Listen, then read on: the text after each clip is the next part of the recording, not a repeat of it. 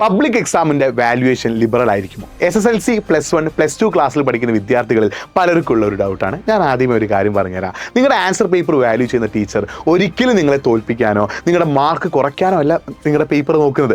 അവരെന്ത് ചെയ്യും? നിങ്ങളുടെ എഴുതുന്നുള്ള കറക്റ്റ് മാർക്ക് നിങ്ങൾക്ക് അവർ തരിക തന്നെ ചെയ്യും. ഒരിക്കലും ചെറിയ ചെറിയ മിസ്റ്റേക്കുകൾക്കോ ചെറിയ പോരായ്മകൾക്കോ ചെറിയ സ്പെല്ലിംഗ് മിസ്റ്റേക്കുകൾക്കോ ചെറിയ ഗ്രാമർ മിസ്റ്റേക്കുകൾക്കോ ഒരിക്കലും അവർ എന്ത് ചെയ്യാൻ പോകുന്നില്ല?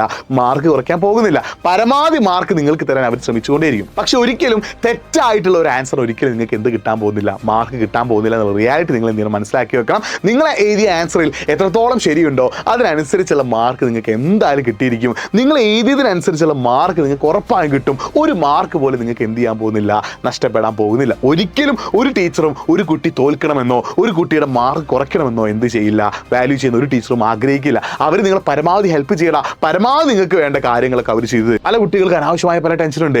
ആൻസർ പേപ്പറിന്റെ അവസാന ഭാഗം ഞാൻ വരയിട്ടില്ലെങ്കിൽ എനിക്ക് മാർക്ക് കുറയും, അങ്ങനത്തെ പല ടെൻഷനുണ്ട്. അതിനൊന്നും മാർക്ക് കുറയാൻ പോകുന്നില്ല കേട്ടോ. ഒരിക്കലും നിങ്ങളുടെ ആൻസർ പേപ്പർ വാല്യൂ ചെയ്യുന്ന ടീച്ചർ നിങ്ങളെ തോൽപ്പിക്കാനോ നിങ്ങൾ കഷ്ടപ്പെട്ട് എഴുതിയതിന്റെ മാർക്ക് കുറയ്ക്കാനോ അല്ല വാല്യൂ ചെയ്യുക. നിങ്ങൾ എഴുതിയതിനുള്ള മാർക്ക് എന്തായാലും കിട്ടും. നിങ്ങൾ എഴുതിയതിന് ഒരു മാർക്ക് പോലും നിങ്ങൾക്ക് നഷ്ടപ്പെടുകയില്ല. ആ ഒരു കാര്യം നിങ്ങൾ മനസ്സിലാക്കുക. അതിനുള്ള റിയാലിറ്റി കൂടി നിങ്ങൾ മനസ്സിലാക്കി വെക്കണം. ശരിയായിട്ടുള്ള ആൻസറിനും കുറച്ചെങ്കിലും ശരിയുള്ള ആൻസർ ആണെങ്കിലും അതിനനുസരിച്ചുള്ള മാർക്ക് നിങ്ങൾക്ക് കിട്ടുകയും ചെയ്യും. സോ ഈ ഒരു കാര്യം പോയി മനസ്സിലാക്കുക. ഞാൻ പല വീഡിയോസിൽ പറഞ്ഞൊരു കാര്യമാണ്, കഴിഞ്ഞു പോയ എക്സാമിനെ കുറിച്ച് നിങ്ങൾ ആലോചിക്കുകയേ വേണ്ട. കഴിഞ്ഞു, അത് leave it guys, leave it. ഇനി വരാൻ പോകുന്ന എക്സാം നിങ്ങൾ എന്ത് ചെയ്യുക? ഉഷാറാക്കിയിട്ട് എഴുതുക. കഴിഞ്ഞു പോയ എക്സാമിനെ കുറിച്ച് നിങ്ങൾ എന്ത് ചെയ്യരുത്? ആലോചിക്കരുത്. അപ്പോൾ നിങ്ങൾ എഴുതിയതിനുള്ള മാർക്ക് നിങ്ങൾക്ക് ഉറപ്പായും കിട്ടും. ചെറിയ രീതിയിൽ നിങ്ങൾ ശരിയായ ഉത്തരം ചെയ്തിട്ടുണ്ടെങ്കിലും അതിനനുസരിച്ചുള്ള മാർക്ക് നിങ്ങൾക്ക് കിട്ടും. സ്പെല്ലിംഗ് മിസ്റ്റേക്കോ ഗ്രാമർ മിസ്റ്റേക്കോ ഒന്നും നിങ്ങൾക്ക് ഒരു പ്രശ്നമായിട്ട് എന്നുള്ള കാര്യം വീണ്ടും പറയാണ്. അപ്പോൾ നിങ്ങൾ ഉഷാറായിട്ട് ഇനിയുള്ള എക്സാം കൂടി സെറ്റാക്കും.